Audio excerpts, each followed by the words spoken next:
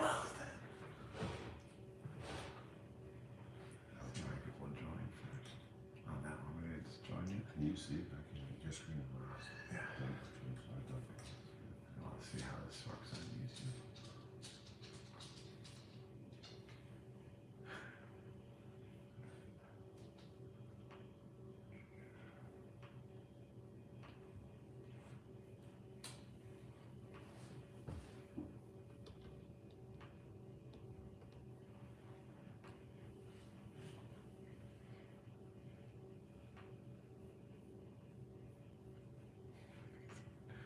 Dogs, there's two people on YouTube.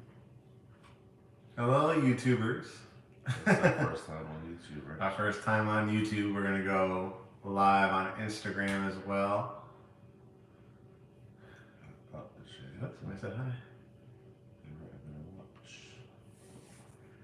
How's everybody doing? We're doing a Instagram live tonight on Instagram and YouTube. Did I just say we're going live on Instagram? We're live on both Instagram and YouTube. Why did you make that so complicated? How you guys doing? All right, about to go live on IG. I thought we were live already. Nope. Hey, people are saying hey. I think you can read it here. Oh, this is true. I'm so used to this looking. He's Mr. Techie over here.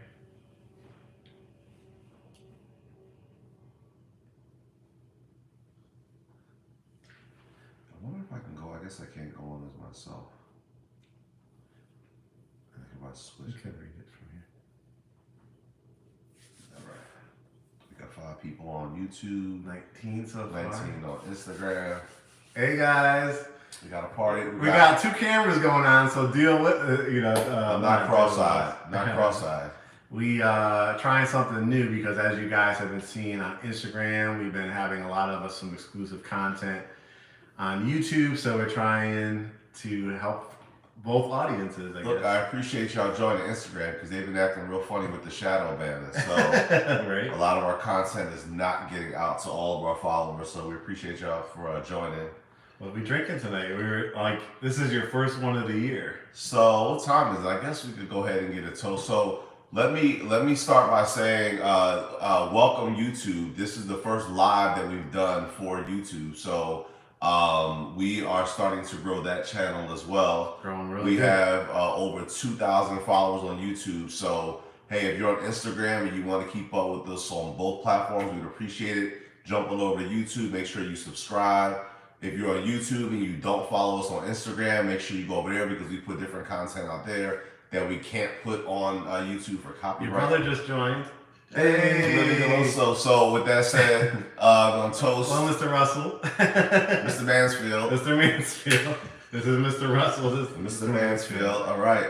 So anybody, give him a little feedback on what this show's about. Well, let me kind of kick it off since we got again a new audience, YouTube and Instagram. I feel like I'm gonna be looking cross-eyed, like I'm gonna be looking this way. You're looking at both cameras. So look, if you just joined, I'm not cross-eyed. I'm a little tipsy, but we have cameras going around the room here, so I'm trying to make sure I'm looking all ways. But if you're new to the show, welcome to Cocktails with Curt. Cheers. I hope you came with a drink. I'm Mark. This is Mark. I'm Curt. I hope you brought a cocktail. If you didn't, it's not too late to go get one. What we like to do on this show is get it crunk. I like to talk my stuff. I'm going to try to keep it PG for YouTube. Look, I like to talk my stuff with a cocktail in hand. We talk about market conditions. We take questions from you guys. If you have questions, put them in the chat. Throughout the show, we'll grab questions. We will get you guys engaged. We might even pull people in on the live if that's possible tonight. Yeah, so let's see if we can. Let's see what the night takes us. So welcome to Cocktails with Curt. Somebody YouTube, said I got me a Instagram. drink and just put in for my pre-approval. Yes. Hey, we like to hear that, All right. St. Clair. Cheers to pre-approvals. Cheers to pre-approvals. But no, for real guys, it's our first Cocktails with Curt for the year. Wow, what a crazy start to 2022. I'm excited because look, not only is this the first Cocktails with Curt of the year, this is my first cocktail of the year. Guys, sober listen, January, right? It's been a sober 2022. Can you believe in all the craziness and all the foolishness, and we got some stuff to get into. But with all that going on, I have not had a drink, guys. So I am First lit. drink of the year. What we got? Well, your first drink. I started drinking today since I knew tonight I was going to drink. So I might as well just go on in, right? That's how we do it. What we got? What we got? We keeping it simple. Just some Crown Royal, just Crown Royal. I got to start off light because I don't know how I'm gonna react after not drinking for a couple of months. So we've been doing good. Like we've been doing like this meal planning thing. So we've been dropping the weight pretty good. So one of the secrets has been not alcohol, but we're gonna take a little break. I'm gonna take a break tonight. I'm excited. I really am. There's so much to catch up on. I mean, we could jump into. I think before we get into all the topics, we do have.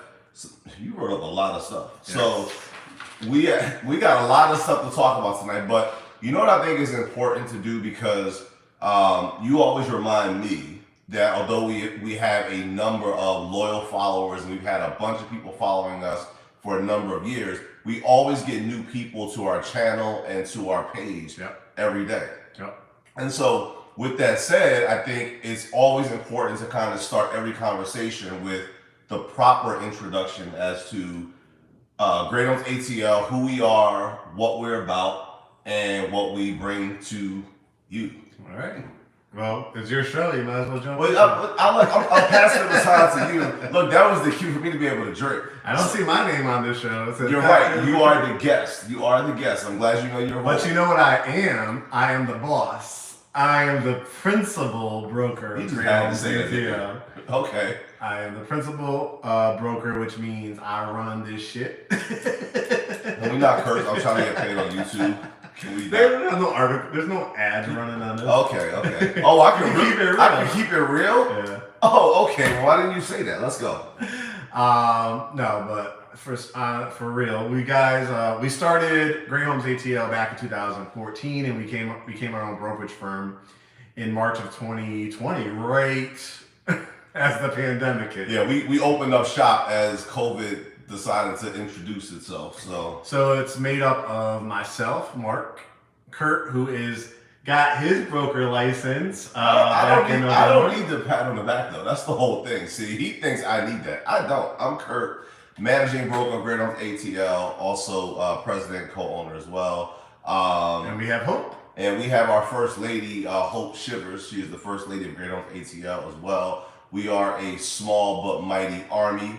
I don't know if you guys have seen some of the posts or some of the ads, but we're always looking for new experienced agents. Yep. So if you are an agent or an associate broker or you know an agent, send them our way. Send them our way. So we are taking resumes. We're always looking for good agents. So, but one thing I just wanted to jump this off, for anybody that's new to our page is, as you guys, if you've been following us, you'll notice between all our social media pages, we have over 100,000 followers worldwide, which means we must be doing something right. And one of our niches that people really enjoy is this show. And what it is and what our posts are really all about. Me. they come from me. I'm playing. Is education and Mark's home tours and a little bit of this show called Cocktails with Curt. But no, on the, for real, it's pretty much, we're a residential real estate brokerage firm, so we sell and help people purchase properties here in Greater Atlanta. Yeah, key word too, guys. We actually do list homes as well. I mean, Hope has a listing, has a listing now that went on the market last weekend and got multiple offers, well over ask. Yeah. So a lot of people think that we only do new construction or that we only help buyers. No, we do it all. We buy, we sell. So yeah, keep us in mind for your purchase and selling needs. Yep. Just wanted to put that out there. Sorry. So 2022. Wow. And I think about the last month, rates, the big question, right? Everybody's been seeing it on the news, is rates have gone up a full percentage point. So that means people pretty much at the top of the year, we're locking in for about 3.1, 3.2. Oh. And as of the last time I checked before we got on live, they're up to about 4.0, 4.1. So we want to kind of talk to people about it. What does that really mean? What are some strategies around it? And kind of put it in a historical context. And while he does that, again, I'm going to go back and forth to just bring people up to speed. Yep. Mark over here will give you guys the wrap around, run around the world tour, and I'm going to just give it to you in like 30 seconds or less. Go ahead. He's gonna give it to you kind of raw and Pretty rude. much. Raw and rude, I'll say. No, I won't say rude, but I'll say I will give it to you from a relatable point of view where I think you're kind of going to lose a few people. But go ahead, proceed. Well, excuse me. Mr. I would Broker. like to try to educate Mr. the masses. Since I am the principal broker, I do have to inform. That's okay. That's okay. Inform. Do your job. And again, if you want to jot down any questions, I know what I'm doing. I'm not a scribe, but I know what I'm doing. Let's go. So we're going to talk about, again, in the big picture of things. If you guys have been following us for a while, you know when we talked in probably April or May of 2020 and the pandemic hit and rates just dropped down, and they actually stayed pretty low for about a year and 4 months, to historic lows. Like 2.5, 2.75, 2.99 were what a lot of our clients were getting. And that on average saved people $250, $300 a month on their payment, which is pretty significant. Well, just like anything in life, right? Not everything lasts forever. Let me give context. This is Okay. where I have to jump in and give the relatable context, Right. right? So, for a lot of you guys out there, you're probably saying, okay, so it saved $200 to $250 on the payment. Whoop-de-doo. What does that mean to me? How does that impact me, or how would that have impacted me? Mm-hmm. It would impact you, or it impacts you in this way. How much you can qualify. How much you can qualify now Yeah. is tied to the interest rate. Right. Meaning now what was happening a few months ago was that, and we always talk about this, you had a lot of people getting a lot of house A lot of house for the money. And that's what all of the frenzy and the hype has been about.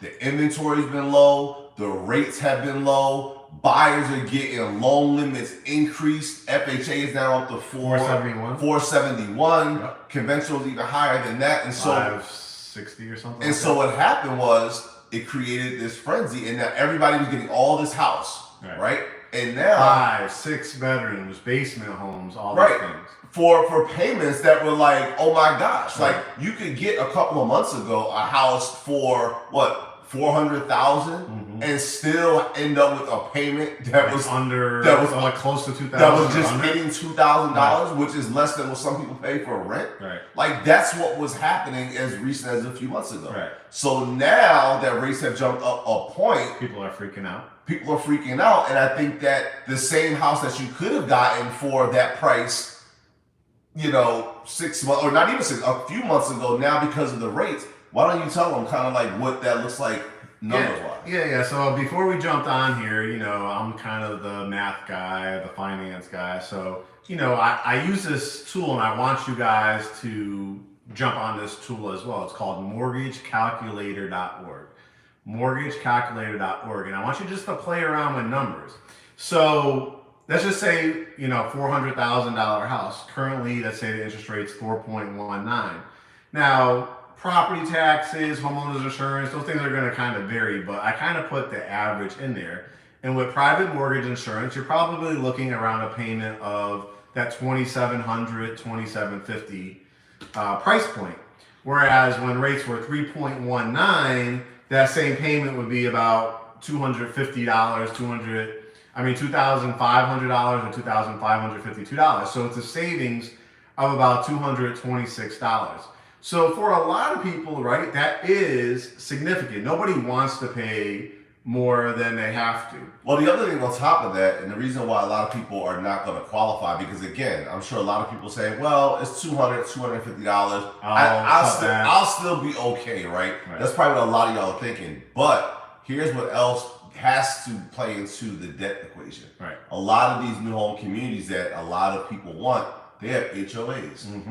And so when a community has an HOA, That's outside of the mortgage. But they got to take into However, the consideration. lender still has to include whatever that HOA payment is going to be. Mm-hmm. They have to factor that into the debt ratio. Right. So now you might have a $250 increase because the rate went up on the mortgage. Right. And you might feel like, okay, I can still do that.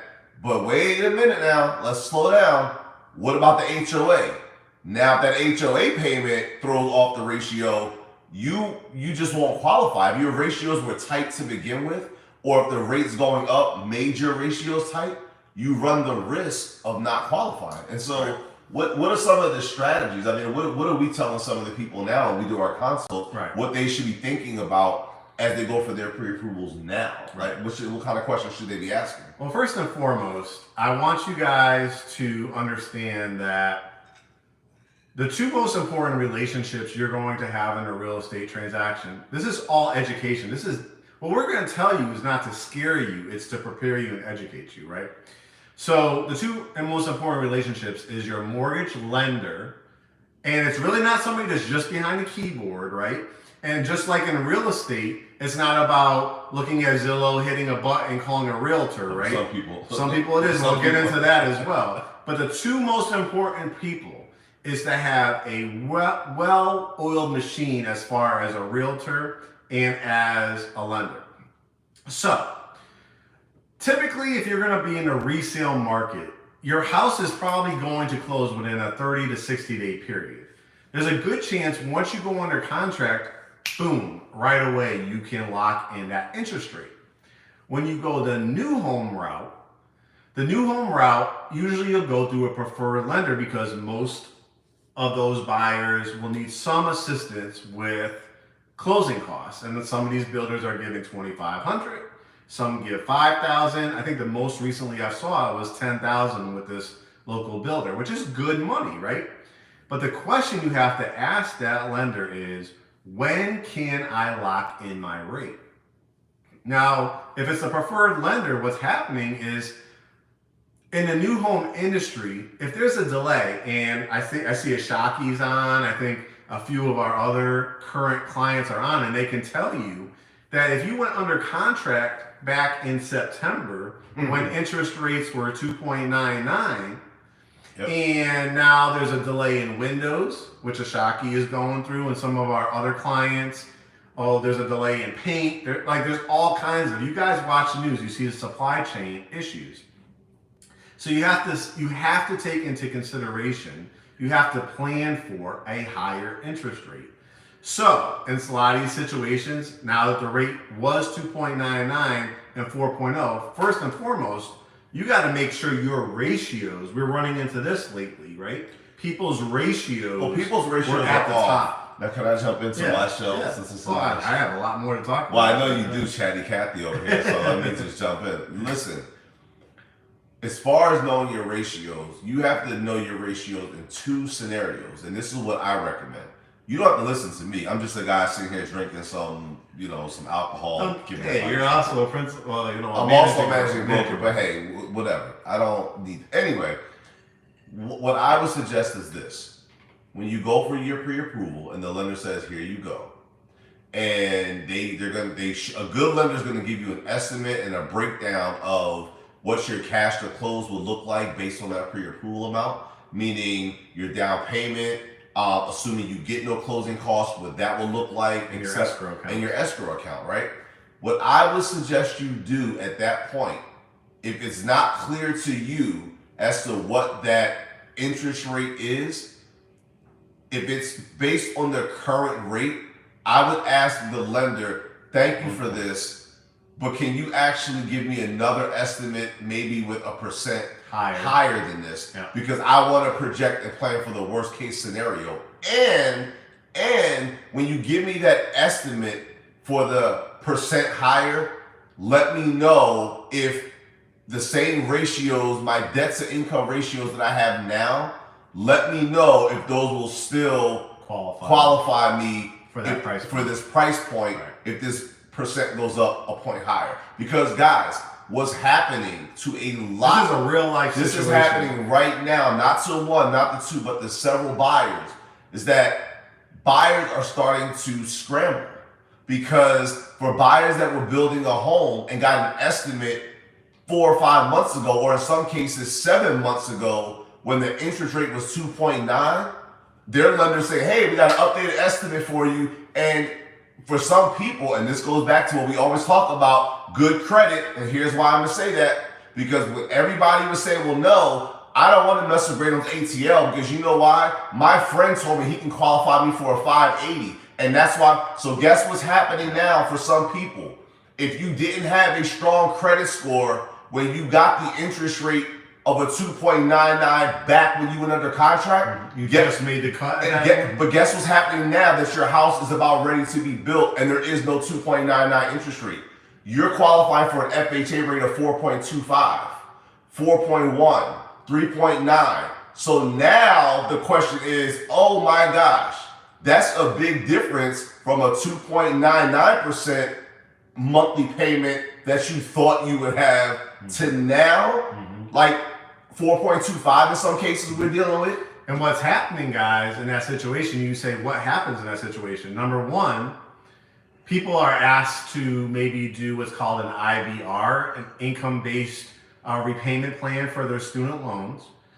Some people are asked to pay off their car note, right? Because they need that $500 to come off their credit report. Some people are asked to pay their credit card in full because, again, their ratios, those lenders that were trying to sell you because the rates were so low and you were just on that line with a 580 credit score, which means you're getting the worst interest rate already, which means you were never really going to get that 2.99. Right. You were always probably going to get the 3.5. Are now looking at a 4.4, 4.5. But you know, and I always say, like, it's crazy because I always say, and it's my line, my go-to, is that people always like to chase the shiny object. Yeah. And people always want to go after the latest trend, even if they're not ready for that. Right. Even if they're not ready. To me, and I've always said this, and I always will say, and I'm not disrespecting anybody if you're in this situation, so my disclaimer is please do not take offense. Please do not take offense. But what I will say is, if you have a credit score under a 620, your priority should be getting your credit score up to above a 640, as close to a 680 realistically as you can get it.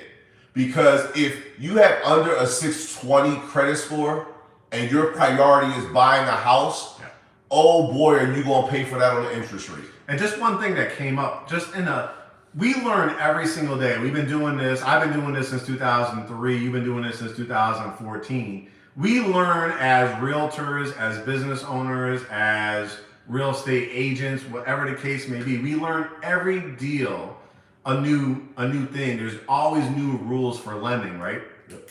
We talked to our lender the other day.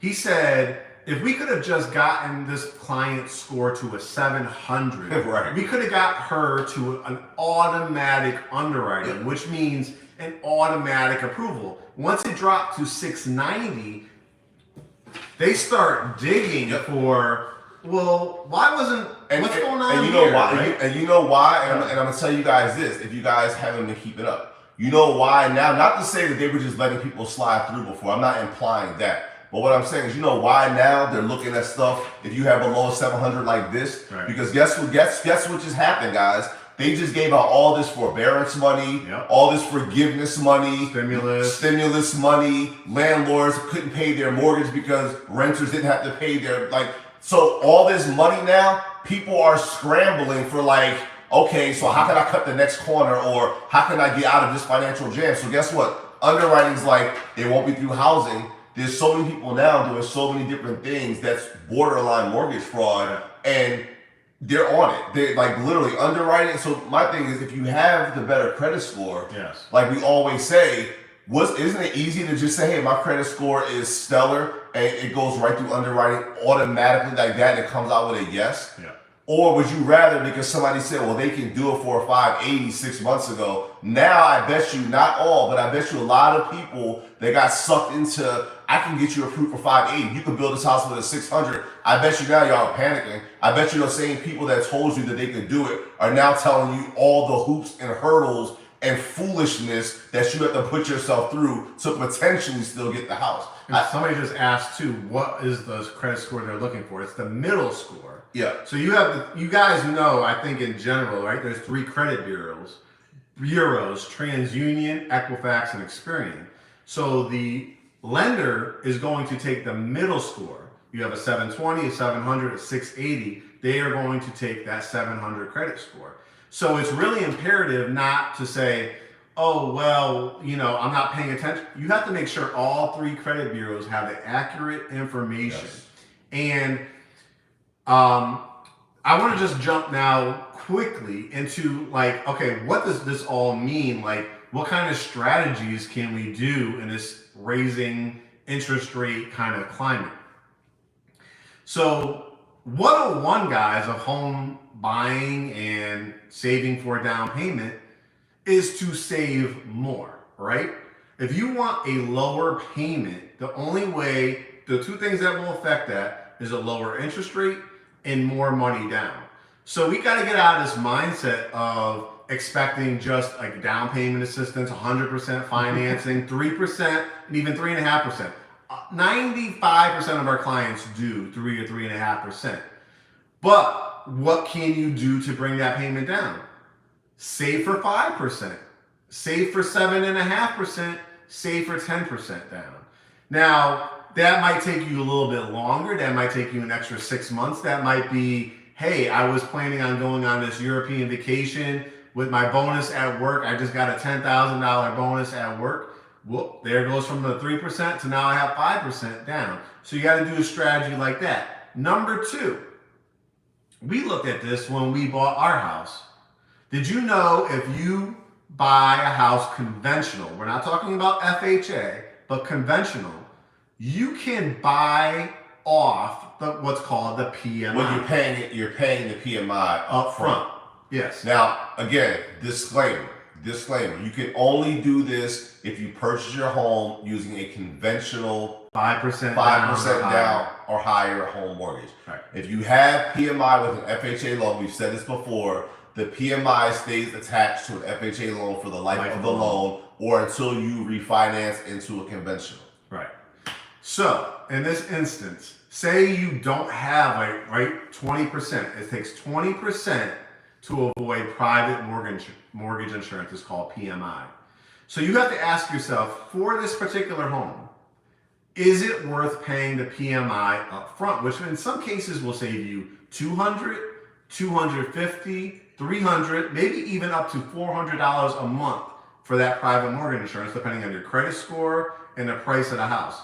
So if it cost you, say, $12,000 extra on top of your down payment and closing costs to pay that PMI up front, well, how am I going to get that money back? The only way I'm going to get that money back is if I stay in the house for a significant amount of time, meaning 6 years, 7 years, maybe even up to 10 years, maybe not that much, but if you're going to throw out $12,000, you want it to. Right. If you're building a house, right, and you pay the PMI, the mortgage interest up front, we felt it because we did it, and we did that. It's a huge difference. It's a huge difference because in a lot of cases, if you don't have PMI on the mortgage, you're saving hundreds of dollars a month off your payment, which is thousands of dollars a year. So if say it even cost you $12,000 to pay PMI, if you're staying in a house for 7 years, what you just paid up front for that PMI is basically wiped out in the first 2.5, 3 years that you have saved in your monthly payment. I know we feel it as a big difference because now all your payment is going towards is your principal, which is paying down a lot faster because you're not paying PMI on top of that. The interest, which you're going to be able to write off, your property taxes, which you're going to be writing off, and your homeowner's insurance, which is pretty significantly low compared to property taxes and everything else.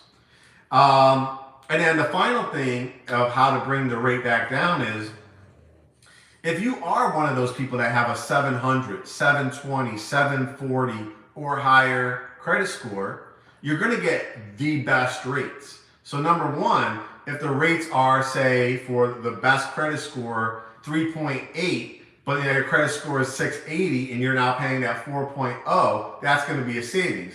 But what if you threw a couple $1,000s more at it, which is called points? You could buy points to pay down that it's buying down interest the rate. rate. It's buying down Interest the rate, essentially. So if you were looking maybe at a 3.8, 3.9, you start talking to the lender. What would it cost me to bring the rate down to 3.4? And then you have to ask yourself, is it worth $5,000 to save $60 more on my payment? Right. That's where it kind of gets tricky. So I wouldn't get so hung up on the interest rate. You want to really focus on the payment. The payment you feel. I want to say this, and then so I want to transition. I do want to open up and get some questions too. Yes. But before we jump into questions, I do want to. I'm laughing low key because how many times did we hear during COVID? Oh, I'm not buying a house. I'm gonna wait during COVID, right? And I always tell people we sold a house and built a whole new house and moved in during COVID, right? So then, which was scary. Which was scary, but the market was still moving. Right. Then once they kind of came up with like the vaccine and the market was still crazy, the same people were saying, "Oh, I'm going to wait because now the prices are ridiculous, and I'm waiting for the prices to come down." And guess what happened in 2022?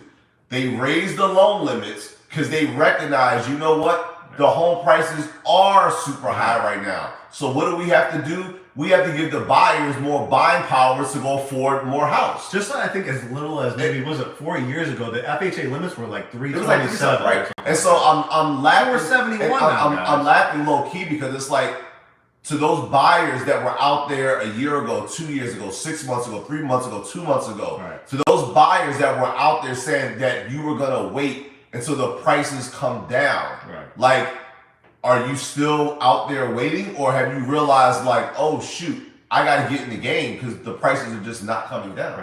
And so it's just one of the, like, it makes me think, because now that people are panicking and freaking out about the interest rates, I still hear that like, oh, well, now the latest thing is going to be, oh, there's going to be a whole bunch of foreclosures on the market. Guess what, guys? Investors. Yes, we watch like a lot of these blogs. We watch a lot of CNBC financial shows, and if there are some foreclosures that happen, and there will be, because people are coming out of that forbearance period where they didn't have to pay their mortgage for a year or whatever the case may be. No, there's a plentiful amount of jobs, but sometimes people are now making that transition, and I don't know what people are doing, not in the job market, but whatever's happening, there will be an influx of foreclosures. But guess who's going to take advantage of those? Cash buyers that are investors, right? And it's, real estate is local. It's about location.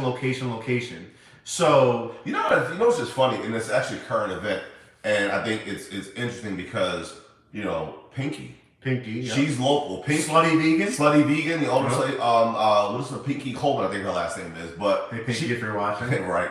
She really has like just done her thing. I mean, us living here have watched it organically go from chasing the food truck to like now it's like she bought the block, right? And yesterday, like if you guys saw on the blogs, her and her partner, I don't know if they're married or not, but her and her partner, they bought a whole block of homes in West End, in the West End, and so if you think they're like, that was definitely, and I commend it, that was definitely big news. But if you think that was just the end of that, forget about it. People are pulling their money together. Investment groups.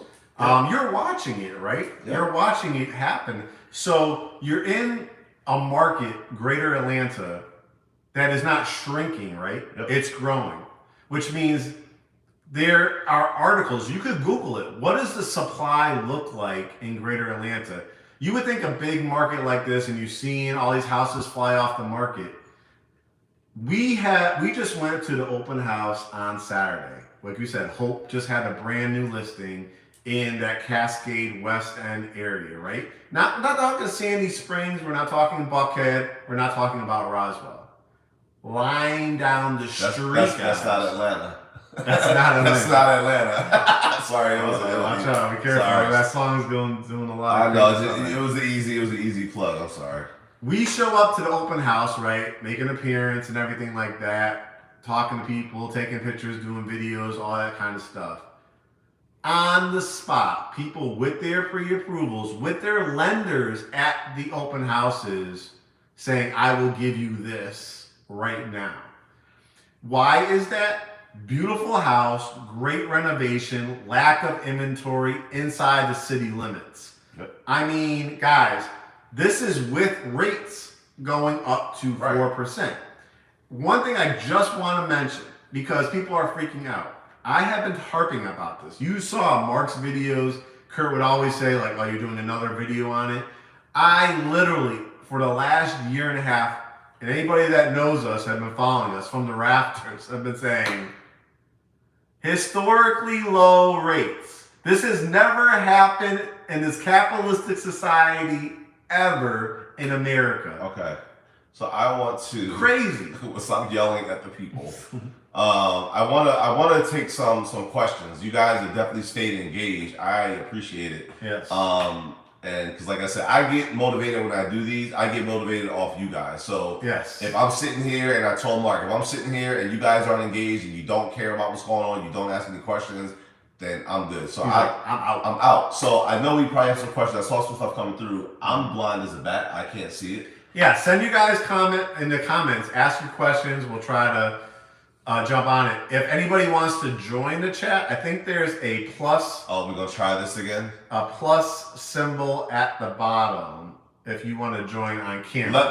Let me put some parameters around this because I think some. Be clothed. Listen, we tried this before, and I don't know if some of y'all caught it or not, but some people. Okay, we need to put some rules here.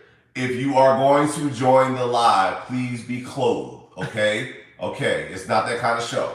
It's not that kind of show. I swear it's not. Second thing is, if you're going to join the show, try to make your question based on the topic that we just covered, because that will keep the context and the flow of what we have left to come. Because we might be talking about something else and you might have a question about that. So try to keep your question relevant. Okay, two quick questions. Two quick questions. What is a conditional approval? A conditional approval means that your file has been underwritten, and based on what was presented to the underwriter at that point in time, if there are any conditions left for you to make in order to close on the loan, you have to satisfy those conditions in order to close on the loan. As an example, a condition can be the appraisal has not come in yet, right? So that could be a condition that the appraisal comes in and it comes in at value or above value. A condition could be that you need to provide one more pay stub before closing. But as long as you can do that, you will close on that home. So as long as you meet those conditions. I think I said that too, but you just had to say it your way. Yes. On my show. Oh, did you notice, guys, too? We got our Christmas gifts on. I didn't realize. Why you read yours? I didn't you can tell we're Whitney fans. I didn't realize. That was your mother, my mother-in-law. Those were big Whitney fans. So, all right. Can you please talk about the VA loan? You want me to talk about that? Or you want to talk about it? I don't know. I mean, it's kind of a broad question, so I don't know what. VA loan in a nutshell is for veterans and their spouses. 100% financing, no private mortgage insurance. We help dozens of people a year. Our lender, Mark Curt, who you've seen on our Cocktails with Curt, our Instagram lives, handles that loan. So as long as you can prove your income, as long as you have that certificate from the VA, you can do it and take advantage of it. Question, can you purchase a home during a divorce? I mean, if your assets are divided and there's no issue, I mean, I couldn't imagine. If you have if you have a home together that needs to be resolved, then you have to dissolved. Right, but if you're going to purchase a home and you're going through a divorce, as long as the legalities of your assets and your spouse's assets are already figured out, this shouldn't be an issue. Yep. We did get a question on YouTube. I don't know if the person's still here or not, but. Okay. Is it wise to consider a condo in Atlanta as an investment property, or should I be thinking of a single family home? You know, it's the investment properties, yeah. I mean, here's the thing. I don't know the situation. This is Ripples and Waves. I don't know the situation. Is this your first home, or are you trying to get an investment property before you get your first home? Right. Because what I always tell people is this: if you don't have your first home and you haven't had that experience of going through the process of buying your first home and understanding all the steps and things like that. And then after you purchase the home, living in the home, owning the home, if you haven't gone through that, it always boggles my mind why so many people say, I want to get an investment property first. You don't know anything about owning a property. So why would you go invest in something that you don't know anything about? And then an investment property too, for a condo, you have to see if the HOA even allows rentals. You're allowed to have rental restrictions. So you have to check into all that if you're thinking about doing. As far as managing a property, I would definitely think a condo or a townhouse is much more easier to. Much more easier? Is that proper English? What would you say? How about just easier? Okay, easier. It's the cocktail. What did you put in here? It is just Crown Royal. That's all it is. Oh my God. All right. I tried to get in on the lower interest rates, but thanks to delayed materials, I missed out. Hey, it's Shocky. Yep. No, unfortunately, but you know what's going to happen? DRB is known for that, but no. But you know what's going to happen though? To give everybody context so that people don't freak out completely. Yeah. So the people now that are closing on their homes that they might get, I think last week was like a 3.75. I think somebody had. So what's going to happen is the people that closed at a 3.7, they're going to feel like they missed out from the people that got it for a 2.9. Right. And then what's going to happen is a year from now, don't be surprised. Don't quote me on this, but don't be surprised if the rates are past a 4.5. They are forecast. So there'll be people by the end of the year that are buying houses or closing on houses, and they'll be paying closer to 5%, and they'll be feeling like they missed out on the rate when the rate was 4.1. I think it's all in context. Yeah. It's just that I think why it's such a shock to a lot of people is because even though we kept preaching the message for the last 8 months at least, I think a lot of people did not expect the rate to just go up that fast. Right. And guess what, guys? It's going to go up again. Right. It's going to go up again. Now, there might be weeks. You see what's happening now with the whole Russia thing. Are they going to do a full force? Are they going to do a full invasion and take over the country? These are like geopolitical things, right? The COVID thing obviously affected things totally different. The one thing I do want to mention, though, Ashaki, is don't also take for granted when you locked in your price because that price that you locked in is probably $30,000, $40,000, $50,000 less than what they're about to release the next round for. So you have to kind of balance a little bit higher payment, which maybe eventually down the road you'll be able to refinance for a lower rate, but you're going to be walking into $20,000, $30,000, $40,000 more worth of equity. So I think actually, if we could hold on you want to say one more? There's a couple more, yeah. What's up with all the waiting lists for the new construction community? Is there a way to get around them? Yeah, Great Homes ATL. We have worked so hard to build these relationships. 8 out of every 10 buyers we probably had new last year, but there was a lot of factors for that. The low rates, all that kind of stuff. I know you have a thought on this new home construction and stuff like that, so maybe jump in and talk a little bit about that. You know what, I'm probably going to answer your question in a really long-winded way. Try not to be too long-winded because we need to get questions. But what I was going to say, what I was going to say is I'm probably going to answer your question in a very long-winded way because I want to transition a little bit into resales. Mm-hmm. And the reason why I want to transition into resales with that question is because, there are still a lot of wait lists for a lot of new home communities. And what does that mean if you're the buyer that got on the wait list 3 months ago? Right. Like that price that you're waiting for is, I can tell you now, it is not going to be what you're waiting for 3 months later. So when do you make that decision to pivot? Right. And this is what we tell, and this is what the advice that we give our clients. Yeah. Because we get a lot of clients that come to us and, everybody wants new. Everybody starts off with they want new. Yeah.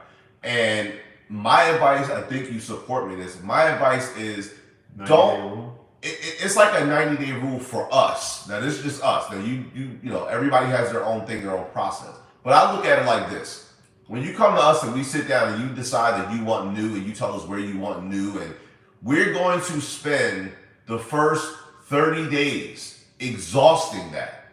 Complete exhaustion of anything that's available, anything that's coming up, anything that's next door. So we're going to exhaust all of that within the first 30 days. But guess what, guys?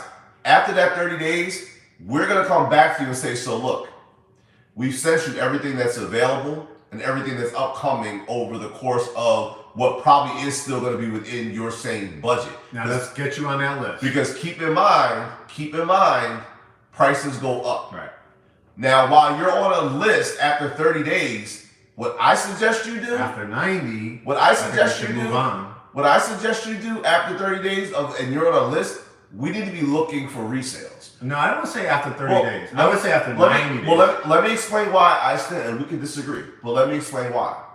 Because here's what I'm seeing happen. And if you see something different, then we can talk about it. That's why we have this show.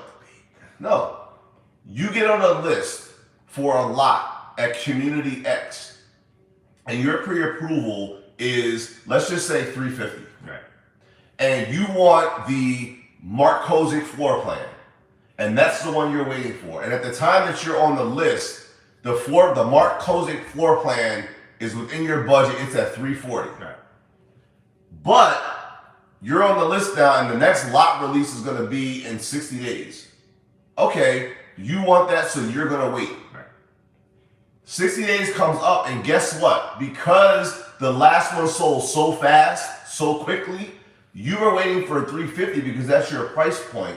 But now they just released it, and the starting prices are $355 with a $10,000 lot premium. Right. Guess what? You're out of luck. You're out of luck. Right. You just sat there with 60 days on a list. Now, hear me out. I'm not saying if you're on a list, disregard your place on the list and just say, I don't want it anymore. What I'm saying is, in this market, things need to move in parallel. You need to be on a list, waiting for them to call and hope that what you want is available in your price point. But you need to you got a house to get into, right? So if you have a house to get into, you don't really have time to sit idle hoping that the phone call rings and it has everything that you needed to have with the price, the time frame, everything. You need to say, okay, I'm on the list for that. They call. But guess what? We got to find a house. Right. Because who's to say the resale market, the way that's going, because that's hot too. You're not you're not guaranteed to walk out into the resale market and just say, boom, I got a house, I'm under contract. So what I'm saying is, if you're one of these buyers and you're just sitting on a list and it's 3 months, 4 months, 5 months, and the reason why you're just sitting on that list is because you have it set in your mind that you want new and only new. Right. You're the buyer that's setting yourself up for the disappointment where you've been waiting for new for so long that guess what? It just went out of reach. Right. And new is not always better, guys. Yes. So I'm going to just do one little counterpoint to that, because one of the things that I pride myself on my show? How dare you? The nerve. I want to debate you on a couple things. Okay. One of the things that we pride ourselves in at Great Homes ATL is we open up areas for you that maybe you had never thought of. Mm-hmm. And one of the strategies, or one of the things that people follow us for, is because they do watch the Mark's home tours and I discover new communities. What the problem is, guys, is when I post something that says, this is a pre-sale opportunity. Now, it has to be for your price point. Some of those pre-sale opportunities are going to be $500,000, $600,000, $700,000, $800,000. If that's not your budget and you're more in that $300,000 to $400,000 range, you might be looking at that more of that spec home, 25, 50, 60 people going after the same lot. So what I want to stress is each person's budget and location will determine if they can do new and if they can do pre-sale. We do have people that are building 12 months out, 18 months out that are able to lock with a pre-sale opportunity. But let me say this, but the other end of the spectrum is the 30-day rule. I think where Curt's frustration has come in, because we did have some clients that initially said, I am looking in Gwinnett County. And then when they could not find in Gwinnett County for their price point, it dragged on to 60 days, to 90 days, to 5-6 other counties that they had not even explored. So what I would say is, if we find you something and you'd have done the due diligence in Gwinnett County at 350, 450, 550, and you found the community and they are having a release 30 days later, you should not walk away on that 30 days and not wait to the 60 days. First of all, I didn't say anything about walk away. All I said was put your name on the list and keep it moving. So putting your name on the list and keeping it moving means, guess what? My name is on the list. I'm keeping it moving. If another opportunity comes up, I should take advantage of the other opportunity. I think it has a lot of different factors of what's somebody's price point, because one of your rules too is we're not going to do both look at new and resale. But here's the thing too. So we're gonna turn this to debate. We're gonna turn this to debate, because here's the other thing that's happening. So now, to knowing your price point, right?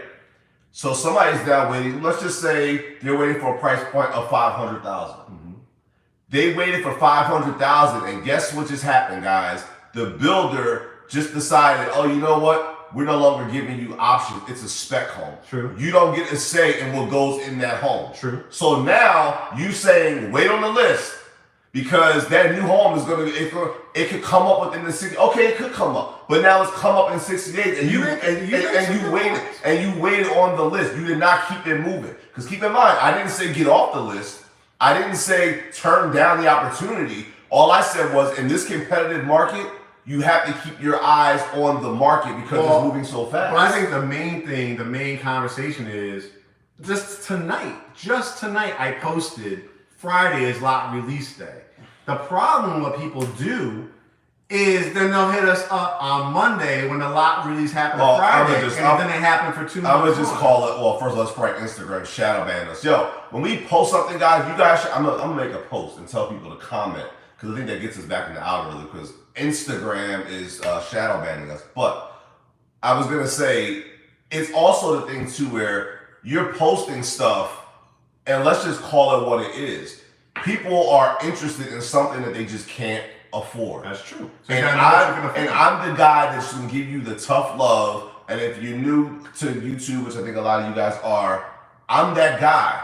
You guys are interested in more stuff that you can't afford, that is out of budget, then it baffles me, because here's the thing. It's true. What's happening is you're chasing new construction in every situation, even when it's not your best situation. Let's talk about that. That's a good transition to because there are builders, and I'm not getting into who the builders are and all of that. I'm just not going to do that. But they're not giving fireplaces or something. There are builders now that are not giving fireplaces in living rooms, but they're still charging you $400,000 for the house. Right. Like, there are builders that are not giving you trim in your house, but they're still charging you $500,000. And so when I make the point that everybody is chasing the shiny object, everybody wants to be the one that has the new house. Everybody wants to be the one that can say, I built my house. Right. But at the end of the day, when you want to have the house that's like hot shit, I want the house that's like, oh, it doesn't even look like yours. Oh, you got that one. Oh, my friend got the same floor plan. Why would you want that? And then when you get that, you're now getting it in some cases where they've trimmed all the bells and whistles. Right. So you're getting like a box. Right. You're getting a box with white or gray cabinets. Right. And what we're trying to tell people is, no, that's not the case with all builders, right? Right.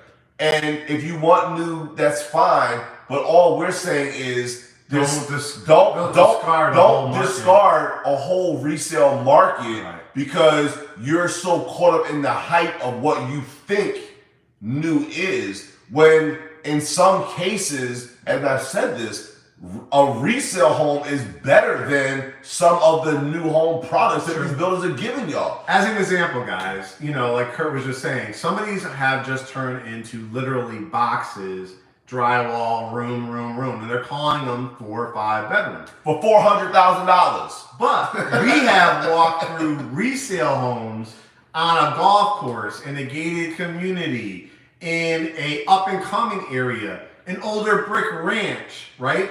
The house that Hope just literally listed was a house that, what was it? It burnt down. It burnt down, right? The house had the foundation of built in 68 or 72. Yeah. But had appliances imported from Italy, had new hardy plank, new brick, new roof, new HVAC units. So basically a renovated house that was 1968, and technically, because of its foundation, and fun fact, went for well over the ask price because the amazing stuff that they put in. And fun fact, I don't know if you guys knew this or not, but fun fact, if a house is fully renovated, like you mentioned, where it has new HVAC, new roof, new appliances, guess what, guys? They view that when they appraise that, because it happened with our Airbnb, they view that as a new house, a newer house. Right. They don't view that house as it's from 19 whatever it was. They look at it as a newer house. If everything's been updated, it's a newer house. So the value of that is equivalent to, in some of these cases, the new construction boxes that the builders are giving you. Right. Okay, some more questions. More questions? All right, let's do some questions. Ben Hated, what are your top 3 lenders that you recommend? Is that his name, Ben Hated? Ben Hated. I like that. Wait, I like that. What are the top 3 lenders you recommend? 1, a Great Homes ATL lender. 2, a Great Homes ATL lender. 3, a credit union. No, we actually have lenders right here. 2 or 3 that we really, really trust. Always say, get a second opinion from your bank or credit union. I like banks and credit unions personally more than a mortgage broker, just because you cut out a lot of those costs, those added origination fees, all that kind of stuff. But one of our preferred lenders is actually a bank, person. They work for a bank. So that's why we like to send a lot of people through there. Somebody put, I was on the list, and they went from $475 pre-sale to $525 as they started. My point exactly. Thank you for saying that. Because that's my thing. I'm not telling people, and I don't want that to be the message. So let me just clarify. I'm not telling people that if you're on a list, or if you've gone on a list for a new construction home, that you should just get off the list and you should forget about it. But what I'm saying is, this market is like crazy. And you can't wait for the one thing.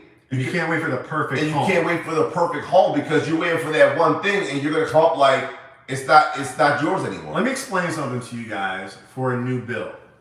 When you say, I want to build a new home, most of you, 99%, are not able to customize or build a house at $1 million plus price point. So you're going to fall into that range of $350 to about $750 on average. That's about 95% of our clients. We have obviously high-end clients and sports figures and celebrities and all that kind of stuff as well. But our average buyer is that $350 to $750.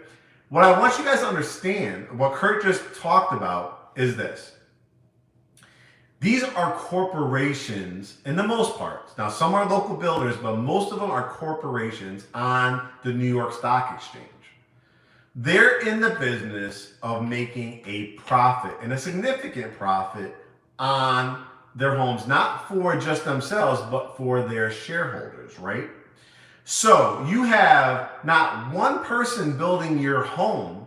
You have a roofer, a framing company, an electrician, an HVAC person. There are probably 50 to 60 people that are touching your house, from the flooring to the paint to everything.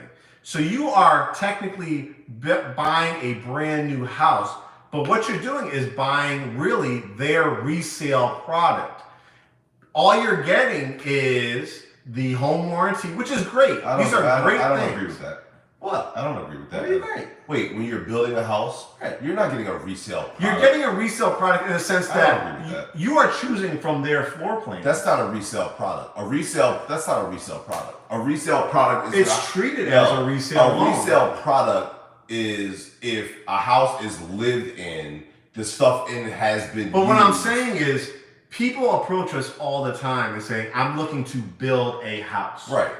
9 times out of 10, those people hit us up, want to choose things from a design center, from customization, structural change. What I'm saying is, they are giving you, this is what's available, Miss Smith, Mr. Right, Smith. but that's not a resale. You buy it. Like, People are but you have to be batting down the hatches just for that opportunity. Right, but all I'm saying is you have to be careful with the language that we use, because when you start mixing language like, oh, they're giving you a resale, that's not a resale product. I mean, not that somebody else lived in it. What I'm trying to tell you is you did not pick out every single detail of that house. You picked somebody's image of what they did, what the on-site agent chose for that house, right? So what I'm trying to say is, when we're talking about resale, is people are making it come out that they're building a brand new house. Well, you know what though? I'm gonna just cut to the shit, because I got a couple of things. What's gonna happen real soon is that the rates going up, the home price is going up. It's gonna humble a lot of you buyers in the market,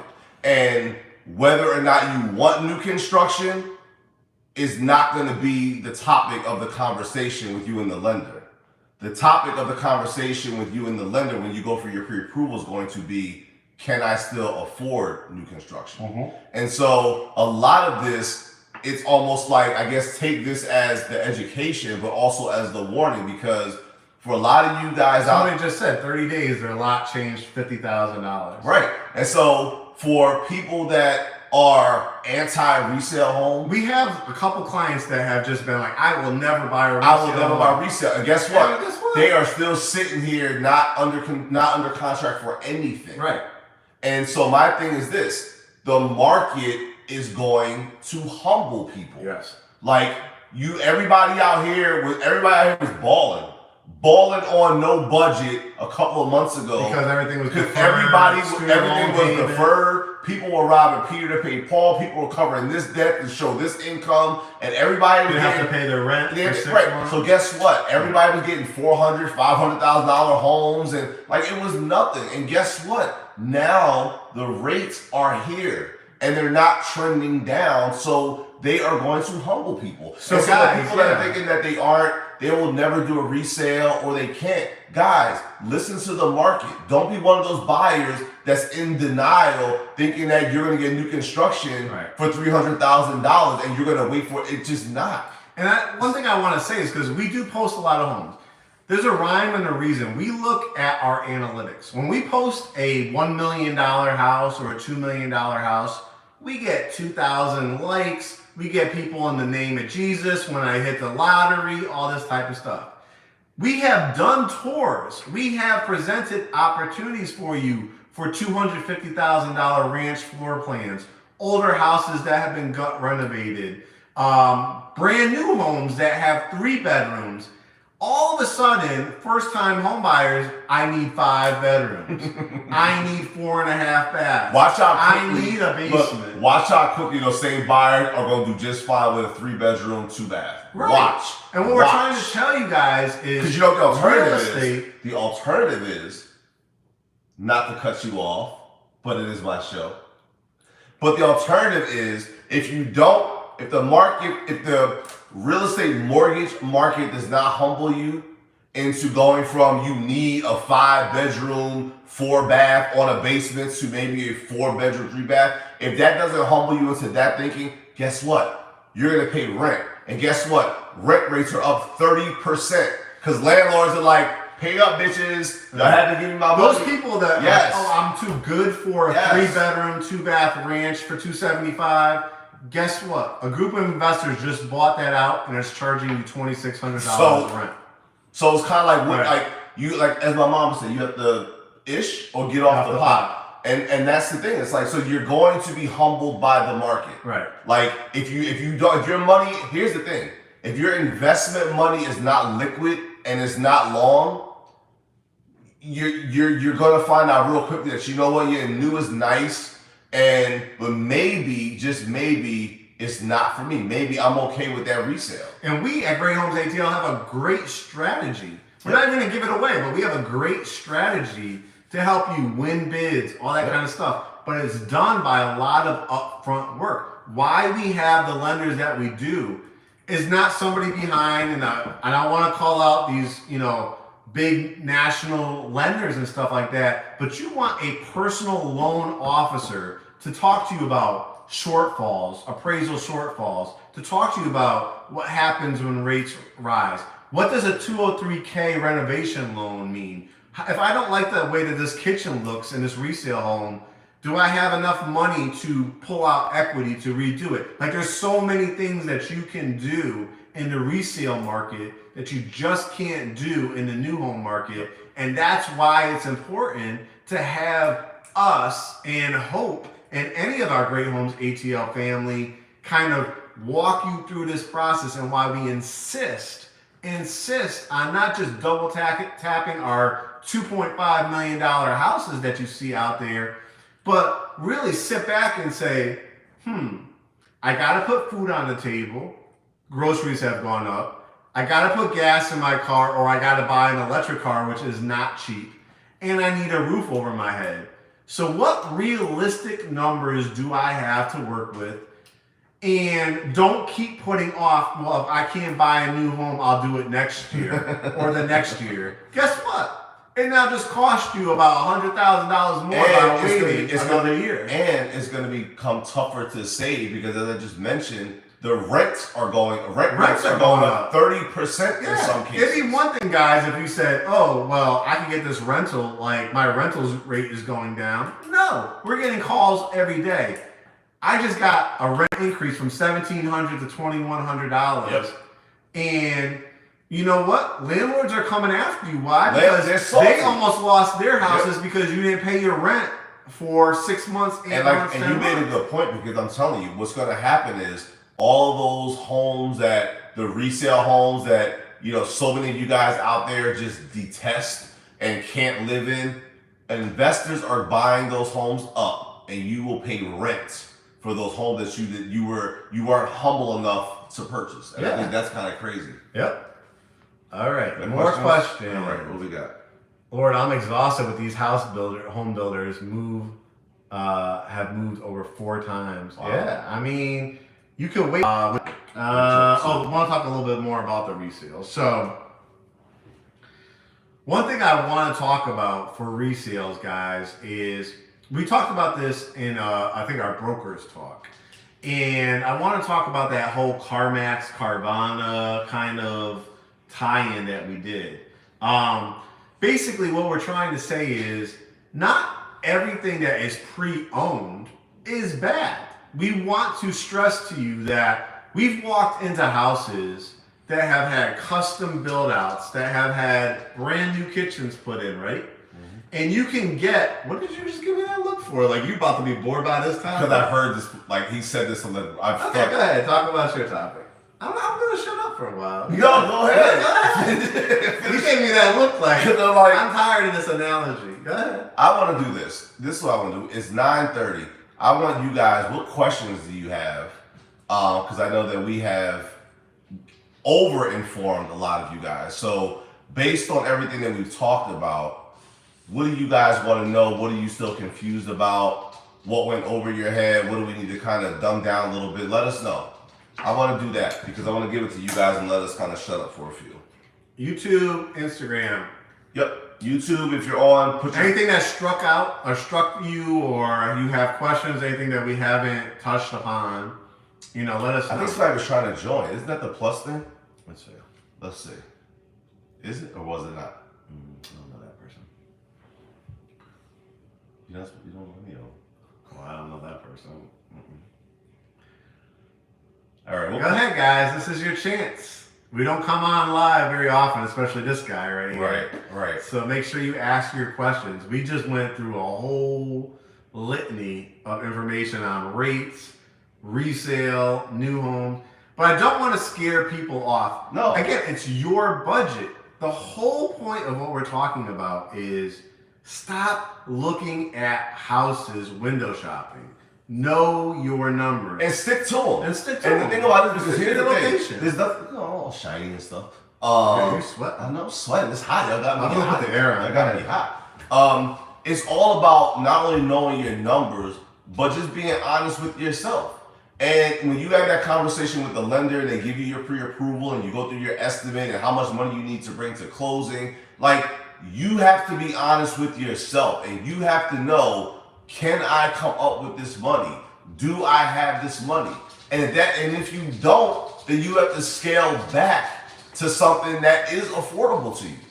But the days of living well above our means, getting 5-bedroom houses with 4 bed, that's crazy if you don't need it. And my point is, the market's gonna humble you guys. And if you don't know your numbers, the market may humble you after the fact, because you'll end up owning a home that you'll be way in over your head on. So know your numbers, know what you can afford, and be prepared for the rates to go up if you're about to start the home buying process. It's not to scare you. It's not to tell you that, no, this isn't the time to buy. It absolutely is. Good question. What's the question? Okay. I know the market is hard on realtors just as much as the sellers. What is a fair time to give your realtor before moving on? Ooh, I like this one. All right, I'm gonna take it. This is a good one. You want to answer first, and I'll answer. But you can get both our answers. I want to see if your answers align to mine. Yeah. Keep it short. Well, obviously, you're dealing with the best realtors in Greater Atlanta, so you're going to get a different level of experience. And stuff I was like, that's not our client. Yeah. Like, anyway, Right. Go ahead. No, sorry. but on top of that, guys, we get calls all the time saying people, wow, I see you guys closing all the time. I see you guys getting people into the new homes. My realtor isn't doing their job. They're sending me homes that don't even fit my criteria, all that kind of stuff. I know what Curt is going to say too, and I agree with him. I know what I'm going to say. I know what you're going to say. We'll see if you know what I'm going to say. 9 times out of 10, probably 9.9 times out of 10, it's not the realtor, it's the buyer. You have unrealistic expectations.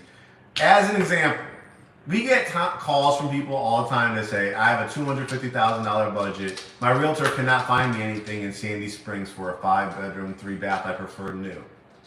See, the problem with that is this. Here's the problem, and I'm going to tell you right now. We can work miracles, No. but that's not your But realtor. here's the thing, and this is how you'll know if you sign on with an experienced realtor or broker, Right. or you sign on to somebody that's just Trying to just get they're your just trying to get a sale. Because the one thing that we won't do when we do our consultation, again, you get your pre-approval, you send it to us, we schedule a consultation. When we have the consultation, the one thing that we won't do is we will not tell you, if you come to the consultation telling us that you want this for that, and we already know that doesn't exist, we will not lie to you and string you along. Because guess why? Like, that's a waste of our time, just as much as it's a waste of yours. Our job as realtors, guys, is how do you get paid, right? You get paid if you work for a corporation with a W-2 probably every 2 weeks. You might wait tables, 1099, you might drive Uber or Lyft, whatever the case may be. We as realtors do not charge you anything as your buyer agent. That means it's in our objective to get you to the closing table so that we can get paid from the builder or the listing broker. The person that is selling the house pays commissions in real estate. A real estate agent wants to find you what you're looking for. I didn't get to answer my part of the question. So I think I kind of jumped in. Sorry, but I will say this as far as like, how do you know if your realtor is doing enough, not doing enough, whatever? I say this: everything starts with a conversation, Being truthful. and just being upfront and being honest. Because for the most part, guys, we all have access to the same systems and tools, right? For the most part. Now, Other people work harder than others. Other people have built relationships other better people, than right? others. Other people work harder than others, and relationships matter. So you need to think about and consider this when you're thinking about hiring your agent. Are you interviewing them? If or not only that, but to me, I almost feel like a lot of stuff can be if you follow different agents, and I would expect you guys to follow more than just us. You should follow more than just us. Look and see the types of homes that realtor seems to post about.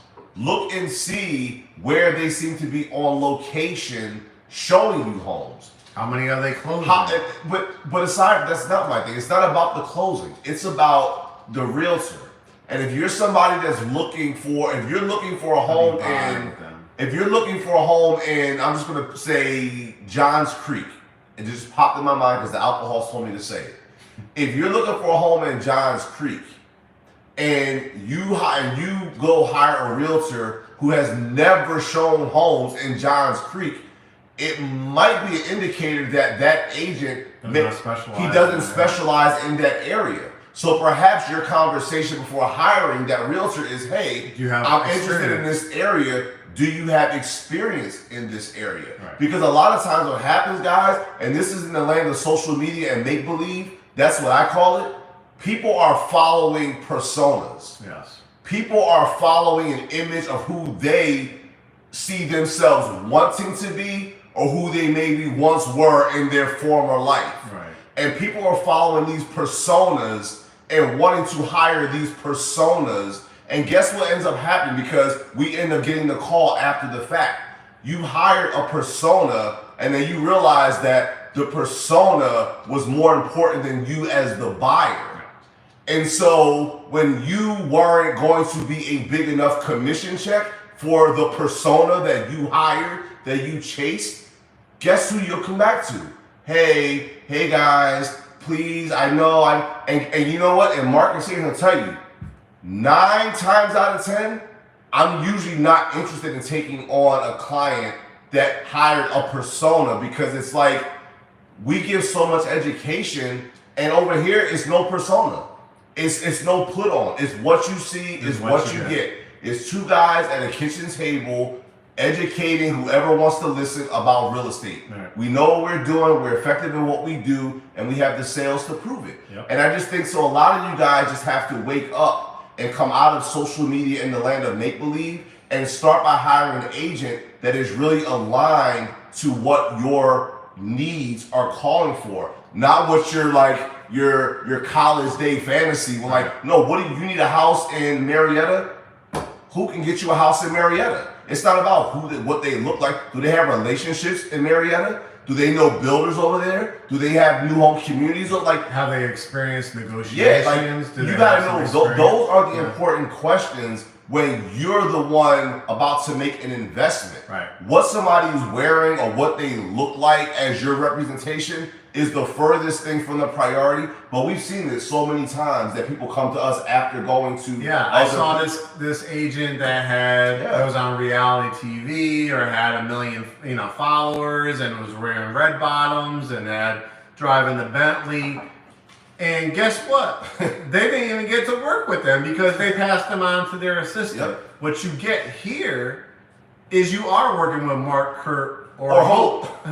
And we are going to start the process by knowing your numbers, by having the Zoom consultation. We have taken Zoom consultations and said, it's not a fit. I don't think this is a right fit. Yep. Because they are insistent on what we can't provide. Yep. Like, we are great.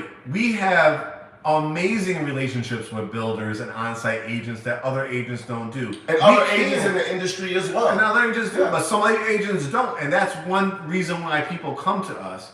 But we can't, and nobody can guarantee that they can get you any house. What we can do is guide you and have those relationships and get you through the, that presented. Got a question from YouTube. YouTube question. I'm trying to jump back and forth. Can you put the arrow? I just I'm all shiny, guys. Y'all got me hot and bothered over here. But question from YouTube: when will inventory improve? So here's how I'll answer that, and this is not a fact. This is just my opinion on what I think or how I think inventory will improve. Is yes, I do think that there will come a point. I don't know when that will be. But I think that you'll start to see some of the fallout for people that were overspending and can't keep up with payments. So I do think, as we talked about, there will be some foreclosures. You'll see some foreclosures on the market, and I think there'll be as the rates go up. As the rates go up, you'll start seeing some opportunities. But here's what I think is going to happen, guys. I think with all the ways that people have found to make money, whether it be crypto, whether it be just saving, whatever investing, people are selling their houses in more expensive areas and coming over here. I think the investors are ready to swoop down. Yeah. I think that the Airbnb space, and we know this because we're in it, is booming. I think, as we talked about, people are going to be now priced out in some cases of being able to afford a home. They're not going to have a choice but to go the rental route. I think investors are going to come in and scoop up all those resale homes that everybody was too uppity to consider. Now the investors are going to say, you know what, I'll buy them, and now you can rent it from me. Yeah. So that's what I think. I don't think the inventory is going to improve to where it's just going to become they're giving away houses. Right. I think it's going to improve, and the people that have their liquid cash or their credit ready to go, and their savings and their reserve, we've been talking about this since 2014 when we started. Our message, our constant message when rates, we say this message all the time. We bought our first house with over a 700 credit score at a 4.6% rate back in 2014. Now people are like, oh my God, you got a bad deal. No, we were ready. We wanted the house. We were willing and we were able. So you can't count on high inventory, low inventory. You can't count on high rates or low rates. You need two things, a good lender and a good agent, because we're going to be able to get you and guide you and get you under contract and to the closing table. Doing it yourself. There are three people involved in a real estate transaction: a lender, the agent, and a closing attorney. And you need those and every resource in between to get you to the closing table. Yep. And to do it in this environment without any representation. We don't just say this because we're a real estate brokerage firm. We're telling you that real estate is a specialty, guys. We've got people hitting us up all the time wanting to join the firm. All the time. We just had somebody walk away from being under contract with us because their aunt just got her real estate license. Now, why would you go with somebody that has zero experience, that has never just moved to Atlanta, that just got her real estate license? It's going to cost you time, money, and the experience that you need. So what we're trying to say is set yourself up for success with the right lender, with the right representation that is going to be truthful with you and that can get you to closing table. Inventory is going to fluctuate. It's not going to get any better anytime soon because guess what? We're about to enter end of the school year. And in Atlanta, in greater Atlanta, schools start around August 1st. So if you think inventory is tight now, when people are trying to get their kids in the best schools in the spring and the summertime, it's only going to be tighter. So you have to get yourself in a mindset of preparation with the right experience. All right.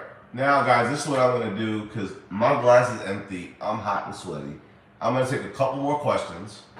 All right. And then I'm going to remind you guys while you're putting your questions in the comments now for us to answer real quick. If you follow us on Instagram, make sure you subscribe to our YouTube channel. We would greatly appreciate it.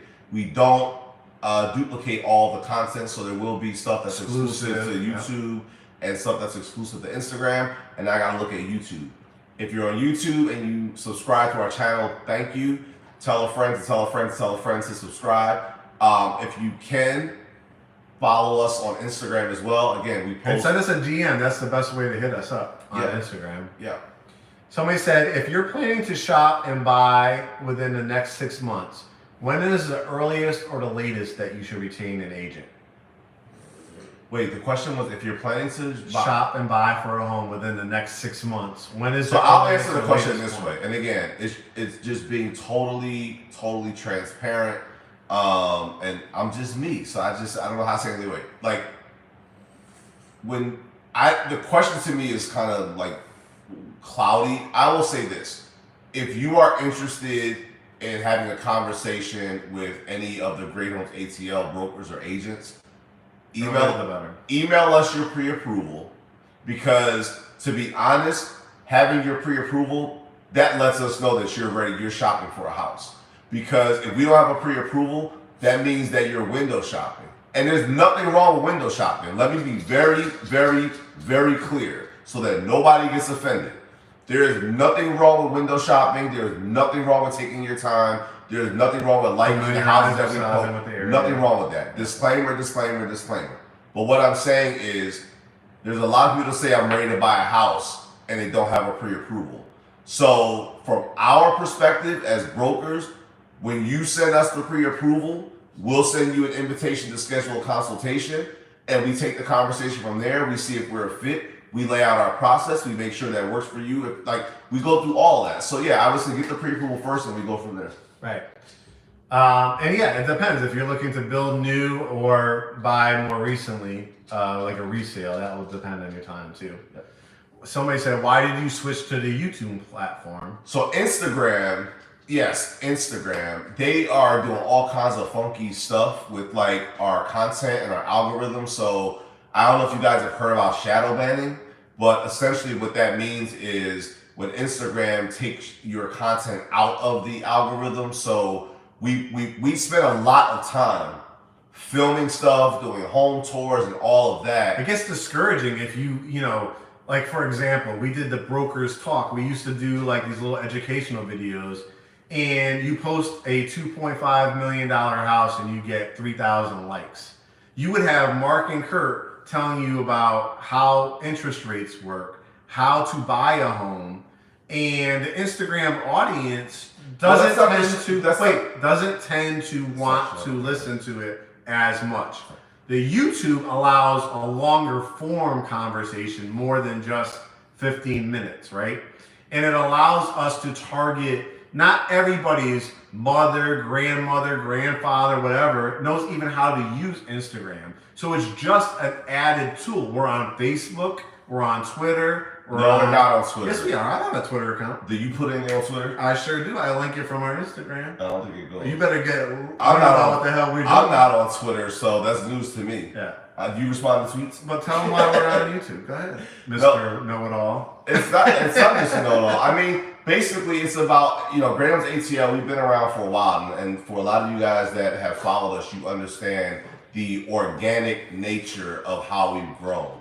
We started off as just two guys sitting in front of the camera in our old house. Right. With like 250 followers. With just 250 followers and just talking about stuff that we thought people wanted to learn about. And we've grown organically that way. We hired a new agent. We're now a brokerage. And so I think Airbnb. Now as we own our own Airbnb, and I think now that as part of that continued growth and trying to expand our reach, we do have to look outside of just Instagram, because that is for a very specific demographic, and it's been very good to us. But there's a large demographic in YouTube land where it's not everybody that's comfortable with Instagram or even really understands what that is. And so we have to make sure that we are now getting content out to the masses. So definitely subscribe to both or follow the other, however I'm supposed to say that. Yeah. But I think this was a great conversation. What do you think? Agree. I think it was, guys. I think, we try to do, what happens is, like I said, totally transparent here. We are hella busy. I mean, there's just a lot going on. Again, running a business, still buying and selling homes. Don't forget, we're business owners, guys. We're business owners. Yeah. So we're not just some guys posting nice homes on Instagram. Yeah, when you hit us up in our DM, it should be for wanting to buy or sell a home. We have multiple listings coming up. So if you are not just a home buyer, but you have a house to sell in order to purchase another home, we obviously have the reach. Our content goes around the globe. We help people in Germany, in Europe, in the Caribbean. You know what I want to do though? I'm tired of the shameless plugging. You know what I want to do? Maybe y'all can help us. Maybe y'all can spread the word, because look, as you see, we are growing. Between the three of us, Mark, Hope, and myself, we have been looking for quality agents for a very long time. And I'll tell you what, we are not getting quality agent applicants. We're getting people that are like, hey, yo, can you hold my license?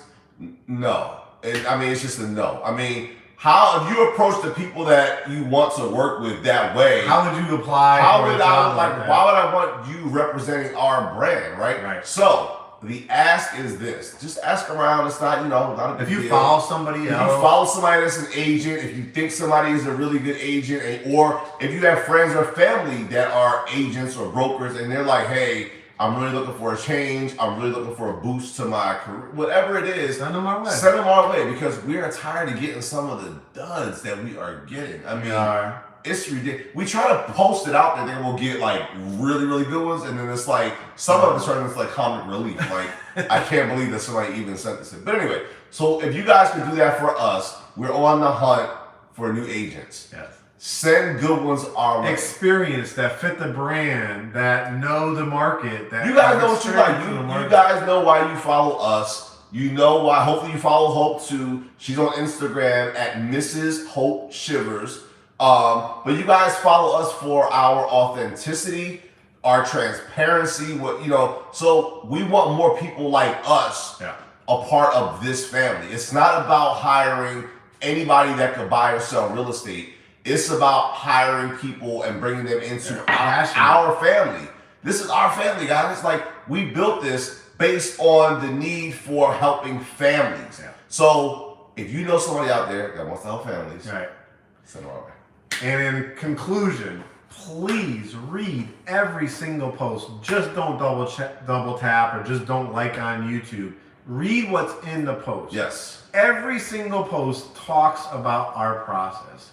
If you send us a pre-approval to the email address, if you don't know any lenders, we have them. We have a whole template, copy and paste, how to apply for a mortgage, how to book your consultation. It's sent right there through a calendar invite. Once you have that pre-approval, once you know your location, and Hope are going to be on a Zoom consultation with you, and that's when the fun begins. All right. Where do you want to buy? How many bedrooms and baths? Do we fit? And then let's go out and search for homes. That sounds good. I'm exhausted. I'm hot. I'm sweaty. Sorry, I'm shiny and greasy. He is a sweater. I'm a sweater. You got that 40 hour, listen, 48 hour YouTube. Listen, this is our first YouTube. So YouTube, thank you so much. Thank you, YouTube. Thanks, Instagram. We're trying to do this again. Instagram, thank you. You guys are always the faves because I feel like we got y'all put us on the map. Y'all put us on the map. So shoot us a DM when you're ready to purchase.